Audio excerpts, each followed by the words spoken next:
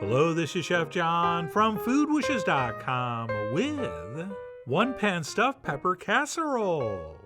That's right, we're going to make it in one pan and bake it in one pan. And if you're a fan of beef and rice stuffed peppers, you're going to love this easier, less fussy version, since this casserole delivery system delivers the same taste and texture with no actual stuffing involved. And to get started, we'll go ahead and cut up our bell peppers. And by far the easiest method to do that is to cut both ends off the pepper like this, about a ½ inch or so from the end. And we'll go ahead and set those two pieces aside for now. And once that's done, we will cut straight down, and then we'll turn it on its side. And we'll simply cut through all the membranes that hold the pepper together while we unroll it, which is going to give us a long, beautiful seed-free strip. And then what we'll do is cut that in half and trim out any excess membrane if we want, which is optional and not really necessary. And then what we'll do is cut these pieces into smaller strips. And then all we need to do is turn those strips and slice across into about 1-inch pieces. And I was just about to say this is the easiest way for a beginner to cut a pepper, which it is, but it's also the best way for a professional chef to cut a pepper. And of course, the more strips you cut at once, the faster this goes. But this is only going to take a few minutes, so if you just want to do 2 or 3 at a time, that's fine. And once that's done, we'll take the end pieces and cut those into a similar size. And if there's a tiny black speck on the end of the pepper, where the flour used to attach, we could trim that off if it bothers us, which apparently it did me. Oh, and I should mention, I do love to use a serrated knife for peppers, since the skins are really tough, and most folks' dull kitchen knives are going to struggle with that. But no matter what you use, we'll cut up 3 or 4 bell peppers, depending on the size. And then we'll head to the stove, where we're going to add a pound of ground beef to a skillet, in which we put a little bit of olive oil, and we'll toss in a nice big pinch of salt. And over high heat, we will start breaking this meat up, since the first step is to brown this with some onions. But I find it much easier to break the meat up a little bit first before we add the onions in. Otherwise, as I've learned the hard way, they tend to fly out of the pan. So I like to work the meat over with a spatula a little bit before adding those in. And then what we'll do is continue to cook this while crumbling the meat into smaller pieces. And we will do that for about 5 or 6 minutes, or however long it takes to get some nice color on the meat. All right, this step is called browning, not graying, not tanning. It's called browning. So please take your time and make sure you get a little bit of color on the meat, which always every time makes it taste better. And once we're happy with that, we will stop and toss in some butter, as well as a fair amount of crushed garlic. And we'll reduce our heat to medium-high, and we will cook this stirring for about a minute, or until that butter melts in. And once that happens, we'll go ahead and season this up with some freshly ground black pepper, a little bit of smoked paprika, although regular's fine, and we'll also do a little bit of garlic powder, plus a few shakes of cayenne, because why not? And what we'll do is stir those in and cook this for about a minute, just to kind of wake them up and infuse them into that oil and beef fat.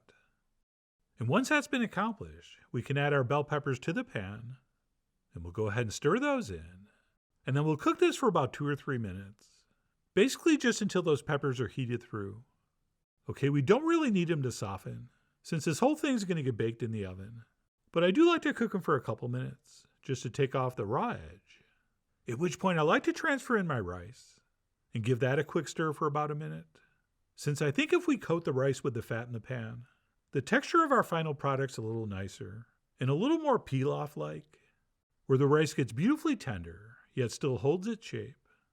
So like I said, that step is optional, but personally I do think it's worth the extra minute. And that's it, we'll go ahead and add in the rest of our salt, along with a splash of Worcestershire sauce, followed by a couple of cups of tomato sauce, or pretty much any tomato product. And then we'll finish up with our beef broth, which could also be chicken broth. They both will actually work fine in this. And what we'll do is stir all that together, and we'll raise our heat to high, since we want to bring this up to a simmer before we cover it and pop it in the oven. And by the way, if you don't have a pan like this that can go straight in the oven from the stove, just simply do this in a regular skillet, and then transfer everything into a casserole dish. And the final product will be the same, but with a slightly different name. But anyway, once our pan's bubbling, we'll go ahead and turn off the heat, and we'll go ahead and transfer over our cheese. But not all of it. We're going to save some for the top. which as you'll see will stay on the top. But with this portion of the cheese, we're going to take a spoon and kind of poke and stir that in. And by the way, I'm using a nice white cheddar for this. But if you wanted, you could use half cheddar and then half something more mild like a Monterey Jack or a mozzarella. Right, as usual, the exact cheeses are up to you. I mean, you are, after all, the Chef John Stan of making stuffed pepper casserole in one pan. And that's it. Once that's been poked and stirred in, we'll go ahead and cover that tightly, and we will transfer that into the upper center of a 375-degree oven for about 45 minutes, at which point we'll pull it out, uncover it, and do two things. Well, maybe two things. Right, that depends on the first thing, which is to take a spoon and test the doneness of the rice, which should be just tender by now. And if it is, and mine was, we can apply the rest of our cheese over the top. But if your rice is not quite cooked yet, you can just cover it back up and pop it in the oven until it is. But anyway, once the rice is tender, and this has been topped with cheese, we will pop this under the broiler uncovered for a couple minutes, just to melt the cheese and maybe have it get a little bit golden brown, which you can also do in a hot oven, like 475 for about 5 or 10 minutes. At which point, if everything goes according to plan, it should look like this. Oh yeah, that is beautiful and way, way too hot to eat. So I think we should let this sit for at least 10 minutes before we serve up. But hang on, I forgot a very, very important thing. Anytime we take a pan out of the oven that has a handle or handles, we always place towels over those. Because if you don't, someone will grab them and they will burn themselves and it will be your fault. So please play it safe. And that's it. I went ahead and let mine rest and remove the towels since I'm the only one in the kitchen. And then I finished this up with some freshly chopped Italian parsley.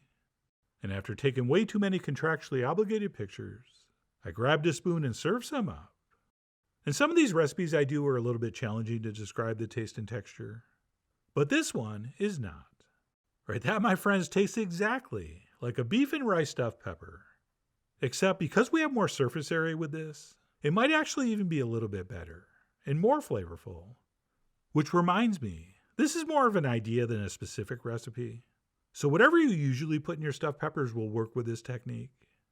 Oh, and do not let this little sample plate fool you. I'm usually enjoying a slightly larger portion next to a nice big green salad, since this is a fairly rich dish. So I think enjoying it next to some crunchy greens is a great idea.